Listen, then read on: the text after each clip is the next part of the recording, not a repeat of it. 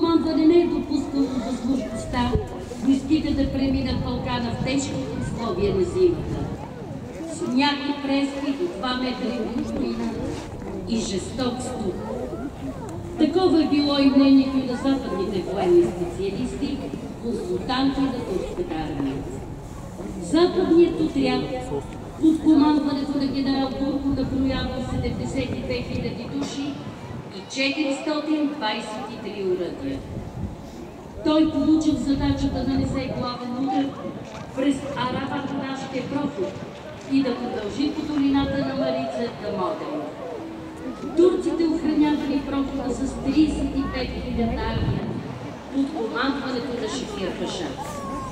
Планът на генерал Турко предвиждал да се обходи противника, като отрядът му бил разделен на 3 части. Дясна колона, средна и лява. Дясната колона настъпила през най-трудния участък – Врачеш, Връхбургаш. Тя преодоляла съпротивата на турците при село Горни Покров. Средната колона настъпила по маршрута Урхане, село Чурек, село Столно. В района на селата Негушев и Саранци отрядът на генерал Турко разбива турските войски. Остатъкът от армията на Шекир Паша преминала в паническо бягство.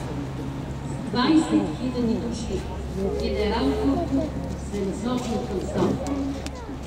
След освобождението генерал Турко споделя: вероятно нямаше да премине в Балкана, ако не бяха тези мълчаливи и силни българи, донесли хляб и топла храна.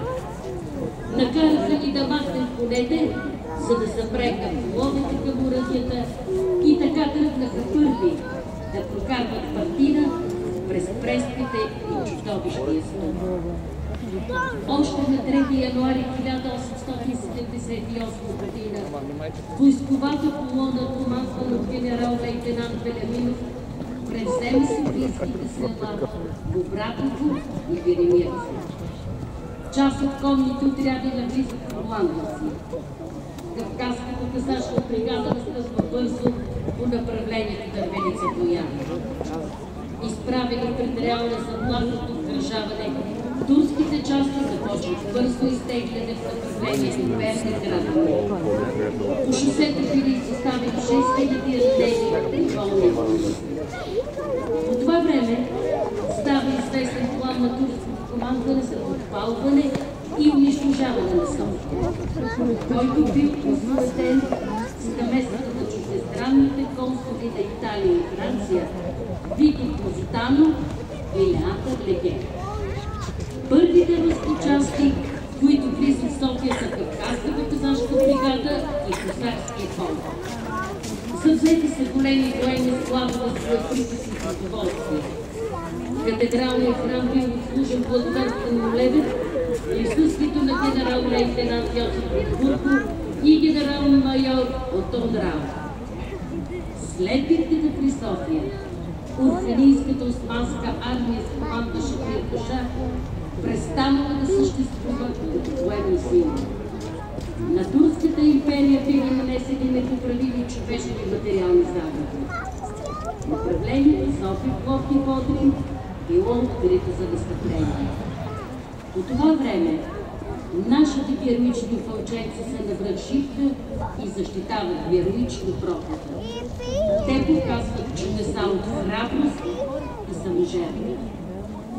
Днес по инициатива на Столична община, район Надежда, Национален съюз Единение ще представи символични живи картини от освобождението на София преди 147 години. С това ние отдаваме почет към всички загинали в Руско-турската война, които създадаха условие нашето мило отечество в България да се появи отново на политическата карта на света. Да живее България!